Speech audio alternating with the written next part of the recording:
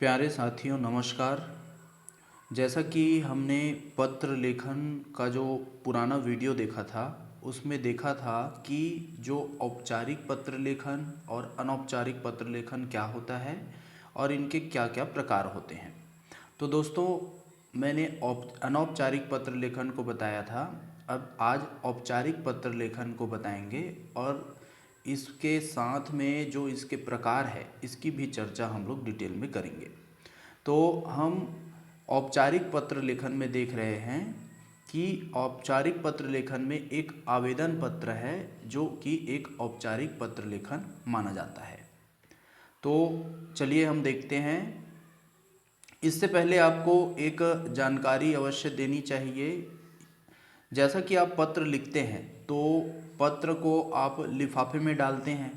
तो लिफाफे में किसी को भेजते समय आपको यह ध्यान रखना चाहिए कि जो प्रेषक है उसमें आपका जो नाम है वह लिफाफे के नीचे आना चाहिए, बाईं तरफ। और जिसका नाम हम लिखते हैं, जिसको हम पत्र भेजते हैं, उसका जो है नाम वह लिफाफे के ऊपर तरफ लिखा जाना चाहिए। तो इस तरह से औपचारिक या अनौपचारिक दोनों ही प्रकार के पत्रों में लिफाफे के ऊपर पाने वाले का पता अर्थात जो प्राप्त करता है उसका पता लिफाफे के ऊपर में होना चाहिए और बाईं तरफ नीचे अपना पता प्रेषक के रूप में लिखना चाहिए। तो इसमें अगर जो हम पत्र भेज रहे हैं वो अगर प्राप्त न हो, प्राप्तकर्ता को न मिले, तो डाकघर द्वारा पत्र आपके पास वापस आ जाएगा। इस तरह से जो लिखने का प्रोसेस है वह वैलिड होता है। चलिए, तो ये तो सामान्य जानकारी हो गई। अब हम देखते हैं आवेदन पत्र जो कि औपचारिक पत्र लेखन के अंतर्गत आता है। तो देखते हैं आवेदन पत्र। तो आवेदन पत्र कई तरह के हो सकते हैं, जिसे नौकरी के लिए, छुट्टी के लिए लिख सकते हैं, छात्रवृत्ति के लिए या किसी विशेष अनुमति के लिए या असुविधा के लिए हम आवेदन लिखते हैं। आपने छुट्टी के लिए आवेदन बहुत लिखा होगा। जो स्कूल में आप पढ़ते हैं वहाँ पे आपने बहुत लिखा होगा, किसी कारणवश आपका तबीयत खराब हो गया होगा तो इस तरह से जो आवेदन पत्र है वो भी अलग अलग प्रकार के होते हैं। लेकिन जो लिखने की विधि है वो एक सामान्य विधि, इसको हम देख लेते हैं। तो आवेदन लिखने की सामान्य विधि क्या है? तो पहला, आवेदन पत्र की शुरुआत बाईं ओर ऊपर से की जाती है। जैसा कि आप इसमें देख सकते हैं, इसमें क्या लिखा है? सेवा में। इसके बाद सबसे पहले सेवा में लिखा जाता है, फिर अगली पंक्ति में उस अधिकारी का पद नाम लिखते हैं और उससे अगली पंक्ति अर्थात नीचे की पंक्ति में उसका पता। तो यहाँ पे क्या है? अधिकारी का पद नाम है प्रबंध निदेशक और नीचे में इसका हम पता पूरा लिख देते हैं। तो आप अगर इस तरफ भी लिखना चाहते हैं अधिकारी का नाम और पता तो भी वैलिड है। इसके बाद हम देखते हैं कि जो संबोधन लिखते हैं इसमें क्या शब्द का प्रयोग करते हैं? महोदय का। तो हम महोदय का प्रयोग कर लेते हैं। और यदि आवेदन पत्र नौकरी के लिए है तो नौकरी के विज्ञापन का संदर्भ दिया जाता है। जैसे छुट्टी के आवेदन पत्र में आप जो संदर्भ लिखते हैं वो महोदय के पहले लिखते हैं, लेकिन नौकरी के लिए आप आवेदन पत्र लिख रहे हैं तो अगर वह नोटिस निकला है कि इस तरह की जो पद है वो खाली है, तो उस नोटिस का हम या जो विज्ञापन निकला है उस विज्ञापन के क्रमांक का हम संदर्भ दे सकते हैं, जिसमें विज्ञापन की तारीख और संख्या का उल्लेख होता है। तो जैसा कि आप इसमें देख पा रहे हैं, जो प्रारूप है इसमें, तो नमूना है इसमें कि निवेदन है, ये जो महोदय के बाद निवेदन है कि यह है, उसके बाद दिनांक नवभारत टाइम्स में प्रकाशित आपके विज्ञापन संख्या, तो यहाँ पे विज्ञापन संख्या को डाल दिया, के संदर्भ में हिंदी सहायक के पद के लिए आवेदन करना चाहता हूँ। तो इस तरह से हम जो संदर्भ रहता है, जो आवेदन जो निकला रहता है उसको डाल देते हैं। इसके बाद हम देखते हैं कि मुख्य विषय की शुरुआत हम करते हैं। तो हम मुख्य विषय की शुरुआत किससे कहते हैं? निवेदन के साथ करते हैं। तो अक्सर यहाँ पे निवेदन है का प्रयोग ज़्यादा किया जाता है। जैसा कि आप इसमें देख सकते हैं, इसमें किसका प्रयोग किया गया है? निवेदन है कि। तो इस तरह से हम आवेदन में लिखते हैं। फिर जब हमारा पत्र पूरा लिखा जाता है, जो भी डिटेल है यहाँ पे हम लिख देते हैं, तो फिर हम क्या करते हैं, धन्यवाद सहित या सधन्यवाद लिखते हैं। तो यहाँ पे सधन्यवाद लिख दिया गया है। उसके बाद भवदीय लिखते हैं, इसके बाद हमारा नाम लिखते हैं और आवेदन पत्र में अंत में क्या लिखा जाता है, यहाँ पे डेट लिख देते हैं। तो इस तरह से हम लोग स्वनिर्देश के रूप में क्या लिखते हैं, भवदीय, प्रार्थी, विनीत, इन सभी शब्दों का प्रयोग करते हैं और लिखने वाला अपने हस्ताक्षर करता है। भवदीय जो लिखा रहता है इसके ऊपर में अपना हस्ताक्षर करता है और नाम लिखकर नीचे में अपना पता लिखता है। तो हस्ताक्षर भवदीय के ऊपर करेगा, भवदीय के नीचे अपना नाम और पता लिखता है और बाईं ओर तारीख लिखा जाता है। तो इस तरह से दोस्तों हमने आवेदन पत्र का नमूना देख लिया। इसको देख लीजिए, यह है आवेदन पत्र का नमूना। तो इसको आप स्क्रीनशॉट भी ले सकते हैं। ये आवेदन पत्र का नमूना है। यहाँ पे आपको अगर दिख रहा होगा तो यहाँ पे नीचे में क्या है, डेट लिखा है। तो इस तरह से हमने आवेदन पत्र के नमूने को देख लिया।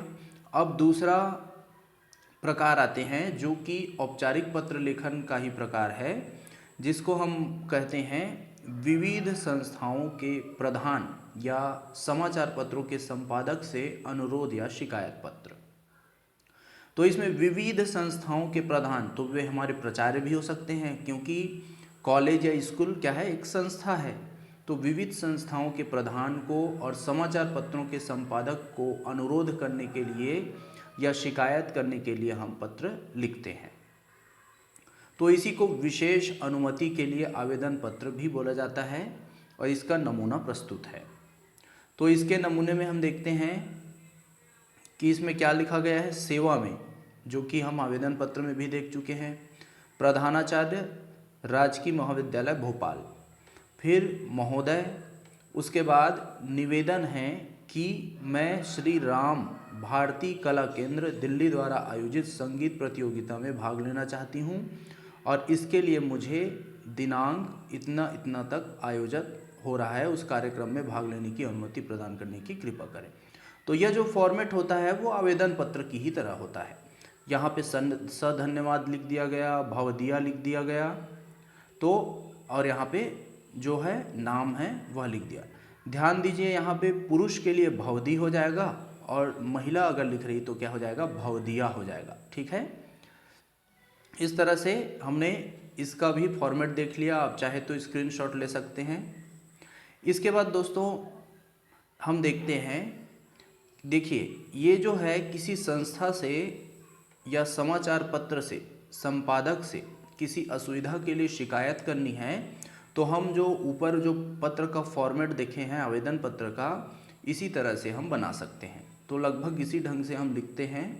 संबोधन में महोदय के अलावा हम मान्यवर या श्रीमान का प्रयोग भी कर सकते हैं। इनमें लिखने वाला चाहे तो अपना पता ऊपर दाईं ओर भी लिख सकता है, जैसे हम अनौपचारिक पत्र में लिखते हैं। तो देखिए यहाँ पे जो पता लिखा गया है, यह जो पता है इसको यहाँ पे न लिख के हम ऊपर यहाँ पास भी लिख सकते हैं। तो ऐसे पत्र में ये मान्य होता है। तो यहाँ पास भी हम कोने में राइट तरफ लिख सकते हैं। इस तरह से हमने इस प्रकार को भी देख लिया। अब औपचारिक पत्र का तीसरा प्रकार आते हैं व्यावसायिक या व्यापारिक, और इसी को हम क्या कहते हैं, वाणिज्यिक पत्र। तो इसको अलग अलग नाम से जानते हैं। तो व्यावसायिक पत्रों में जो कुछ महत्वपूर्ण बातें हैं इसको आपको जान लेना चाहिए। व्यावसायिक पत्रों को लिखने का ढंग काफ़ी सुनिश्चित होता है और यह पत्र विभिन्न व्यापारियों या व्यावसायिक संगठनों के बीच आपसी व्यापार के संबंध में लिखे जाते हैं। तो यह जो व्यावसायिक पत्र होता है वह व्यापारियों से संबंधित है। तो जो कोई भी बिजनेस करते हैं उनको विशेष रूप से ऐसे पत्र लिखने पड़ते हैं। तो इनको इन सभी जो पत्र है इसको ध्यान में रखना चाहिए। तो यह जो है व्यापार के संबंध में लिखे जाते हैं या हम ग्राहक को व्यापार की दृष्टि से लिख सकते हैं। तो इसके बारे में ध्यान रखने योग्य विशेष बातें हैं, इसको नीचे दिया गया है, इसको देखते हैं। ये पत्र जो हैं अर्थात व्यापारिक पत्र हैं अक्सर संस्था की लेटर हेड पर लिखे जाते हैं और इस लेटर हेड पर संस्था या फर्म का नाम, पता, फ़ोन नंबर, तार का पता आदि छपा होता है। और यदि लेटर हेड उपलब्ध न हो तो ये विवरण टाइप कर दिए जाते हैं और इससे पत्र पाने वाले को उत्तर लिखने में सुविधा होती है। अक्सर किसी विषय में व्यावसायिक पत्र व्यवहार काफ़ी समय तक चलने की संभावना होती है, क्योंकि अगर हम किसी को पत्र लिखते हैं तो वह उसका उत्तर देता है, फिर हम उत्तर लिखते हैं, तो काफ़ी लंबे समय तक ये जो पत्र व्यवहार है वो चल सकता है। इसलिए इन पत्रों पर पत्र संख्या अवश्य लिख दी जाती है ताकि अगले पत्रों में उसका संदर्भ दिया जा सके।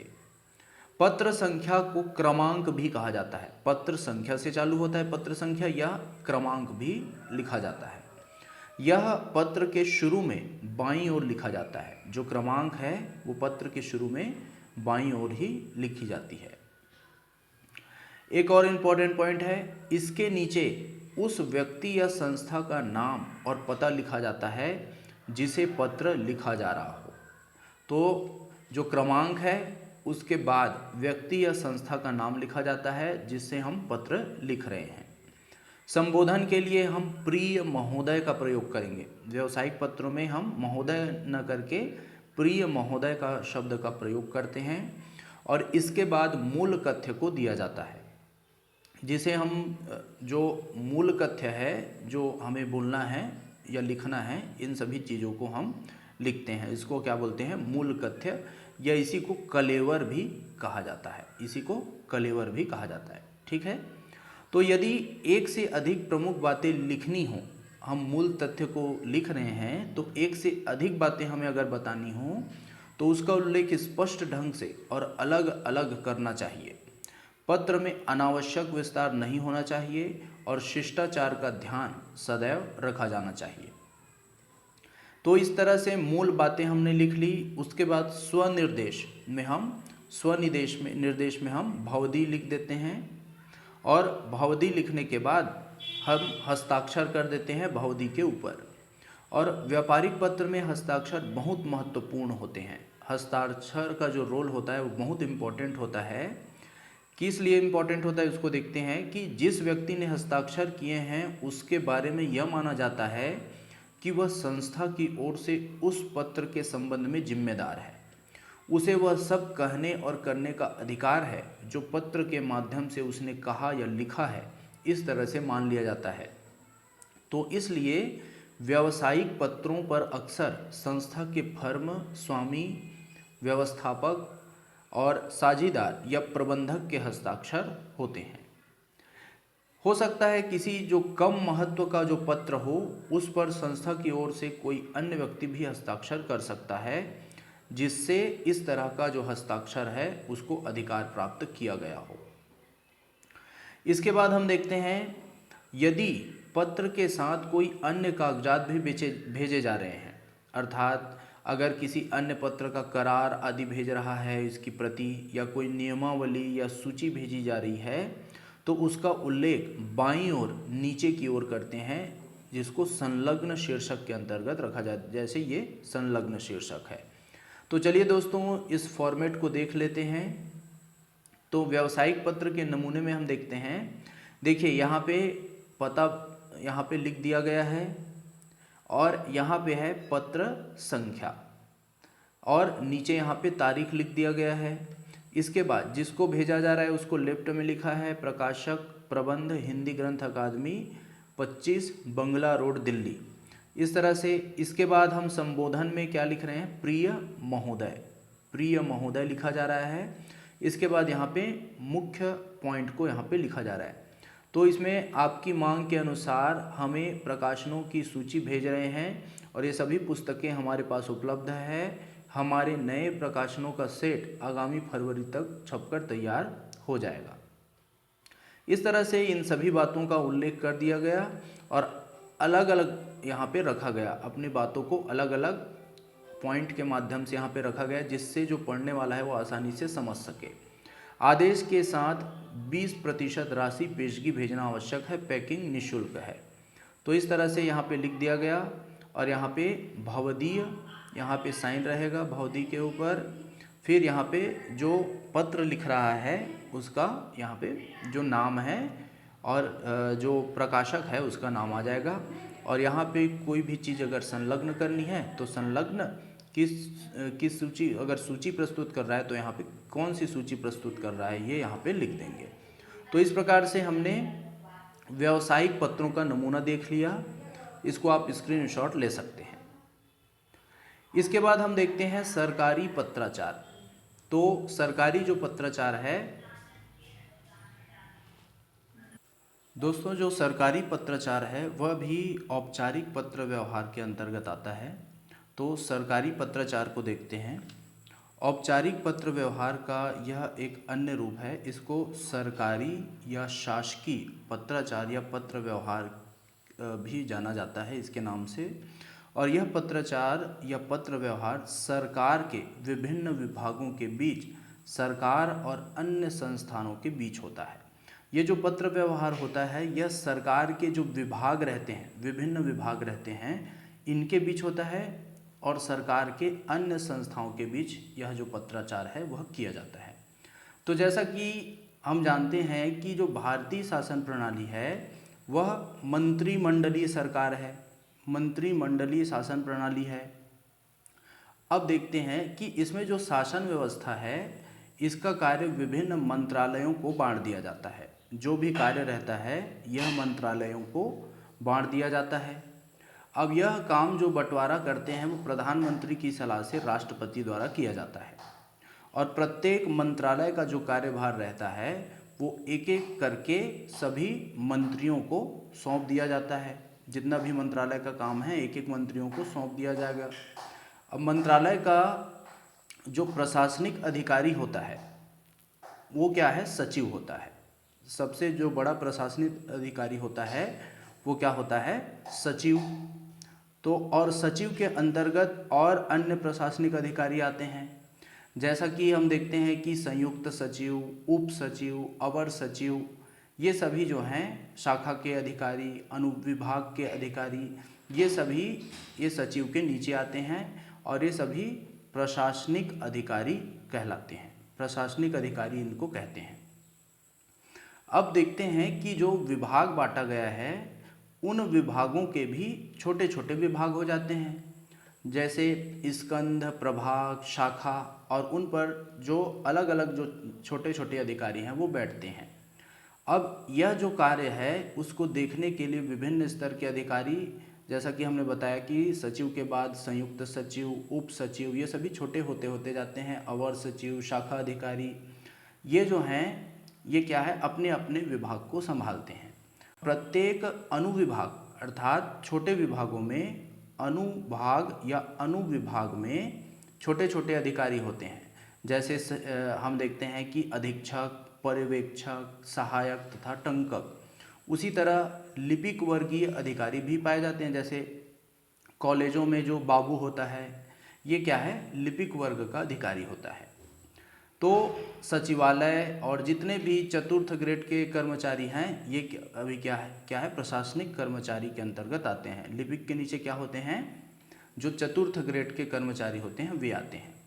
तो जो प्रत्येक कार्यालय है इसमें हम देखते हैं कि प्रत्येक कार्यालय में उस कार्य से संबंधित व्यक्तियों, कार्यालयों और संस्थाओं के पत्र आते हैं और उनके उत्तर दिए जाते हैं। तो हर एक कार्यालय में जो पत्र आते हैं उस कार्यालय के जो अधिकारी कर्मचारी वर्ग हैं वे उनके उत्तर देते हैं उस कार्यालय में जो पत्र आता है उसका। अब प्राप्त होने वाले पत्रों को दर्ज करने तथा उन पर कार्यवाही करने के लिए, उन्हें प्रस्तुत करने के लिए एक निर्धारित प्रक्रिया होती है। अब देखिए जो पत्र आता है इस पर कार्यवाही कोई एक व्यक्ति नहीं करता, इसकी जो कार्यवाही होती है वो क्या है, एक निर्धारित प्रक्रिया में के अंतर्गत की जाती है। तो जैसे हमें व्यक्तिगत कोई पत्र आता है तो हम उसका उत्तर दे देते हैं, किंतु सरकारी विभागों में ऐसा नहीं होता है ना।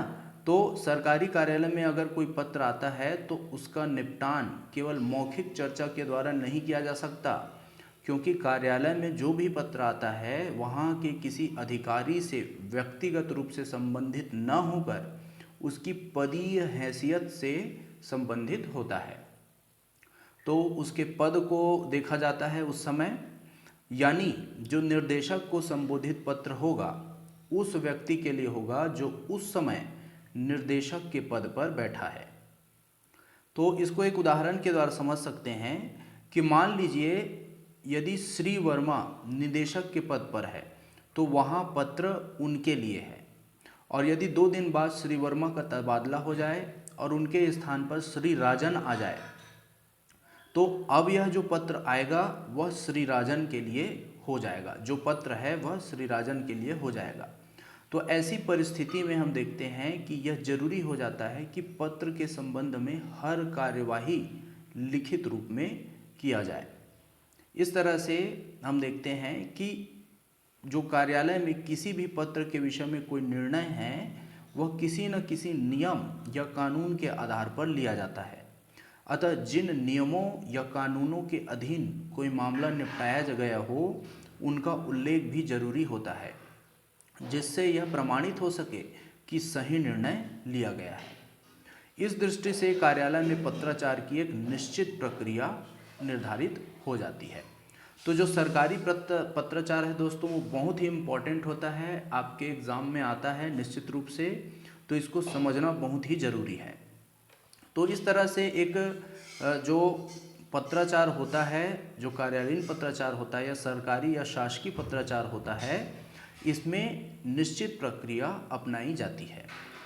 अब हम देखते हैं कि जो सरकारी पत्राचार होता है वह 2 चरणों में पूरा होता है। कोई विभाग किसी दूसरे विभाग को अगर पत्र भेज रहा है तो 2 चरणों में वह पत्र को लिखता है। पहला है टिप्पण या टिप्पणी लेखन और दूसरा है प्रारूपण या मसौदा लेखन। तो टिप्पण और टिप्पणी लेखन और प्रारूपण, इन दोनों चरणों के बाद कोई जो सरकारी पत्र है वो तैयार हो पाता है। तो इसको हम डिटेल में नेक्स्ट वीडियो में पढ़ेंगे, किस तरह से टिप्पण किया जाता है, प्रारूपण बनाया जाता है। तो फिलहाल अभी हम इसको जान लिए। अब हम देखते हैं सरकारी पत्राचार के विभिन्न प्रकार। अब हम देख लेते हैं कि सरकारी पत्राचार के अंतर्गत कितने प्रकार के जो पत्र हैं वह आते हैं। तो इसको मैंने डिटेल में बता दिया है, साथ में इसका एक लिस्ट बना दिया है और आपको अंग्रेजी में उसको क्या कहते हैं इसको भी लिख दिया है। तो जैसे इसके अंतर्गत है सामान्य सरकारी पत्र, जिसको ऑर्डिनरी ऑफिशियल लेटर्स कहते हैं, शासकीय आदेश जिसको गवर्नमेंट ऑर्डर्स कहते हैं, अर्ध सरकारी या अर्ध शासकीय पत्र जिसको डेमी ऑफिशियल कहते हैं। इसके बाद है अशासकीय पत्र, अनऑफिशियल लेटर, अंतर विभागीय टिप्पणी, परिपत्र इसको सर्कुलर लेटर कहते हैं, कार्यालय ज्ञाप या कार्यालय ज्ञापन इसको ऑफिस मेमोरेंडम कहते हैं, कार्यालय आदेश को ऑफिस ऑर्डर, विज्ञप्ति अधिसूचना को नोटिफिकेशन, द्रुतगामी को एक्सप्रेस लेटर, अनुस्मारक को रिमाइंडर, पृष्ठांकन को एंडोर्समेंट और संकल्प को रिजोल्यूशन। इसके बाद हम देखते हैं नियम, नियम को रूल्स, अधिनियम को एक्ट, तार को टेलीग्राम, प्रेस विज्ञप्ति, प्रेस नोट, सेविंग ग्राम, सूचना को नोटिस, निदेश को डायरेक्टिव। उसी तरह अन्य हैं अनुदेश, विज्ञापन को एडवर्टाइजमेंट, निविदा को टेंडर, संविदा को कॉन्ट्रैक्ट, सम्मन को समन्स, अधिपत्र को वारंट, परमिट को परमिट और लाइसेंस को लाइसेंस। अन्य हैं जो सरकारी पत्र के अंतर्गत और आते हैं, जैसे घोषणा जिसको प्रोक्लेमेशन कहते हैं, डिस्पैच, टेलेक्स संदेश, शोक सूचना। तो देखिए दोस्तों, ये जो शोक सूचना है वो अनौपचारिक पत्र न होकर यहाँ पे औपचारिक पत्र है। जैसे हमारे घर में या हमारे परिवार में कोई किसी का स्वर्गवास हो जाता है तो हम शोक सूचना का जो पत्र भेजते हैं वो वैसा पत्र नहीं है। ये जो ऐसा पत्र है कि किसी का अगर शोक सूचना भेजना है तो ये अखबार के फॉर्मेट में, अखबार में यहाँ पे छपवाया जाता है, इस प्रकार की शोक सूचना है। और यह जो शोक सूचना है वह औपचारिक पत्र में आता है। उसी तरह जो आमंत्रण है या इनविटेशन है, यह जो है वह सरकारी अधिकारियों को अगर आमंत्रण देना हो तो इस तरह का आमंत्रण है, ना कि हमारे घर में जो समारोह होता है, छठी कार्यक्रम या शादी का कार्यक्रम, इसका आमंत्रण यह नहीं है। इस कारण ये सभी औपचारिक पत्र में आते हैं। तो इस तरह से आपने देख लिया होगा कि कितने प्रकार के यहाँ पे जो सरकारी पत्र है ये होते हैं, और इसकी जानकारी मैं डिटेल में आपको नेक्स्ट वीडियो में दूंगा। तो आज के लिए इतना ही। मेरे यूट्यूब चैनल को लाइक कीजिए और सब्सक्राइब कीजिए, साथ साथ अगर आपको पसंद आए तो इसको शेयर भी कीजिए। तो आज के लिए इतना ही, धन्यवाद।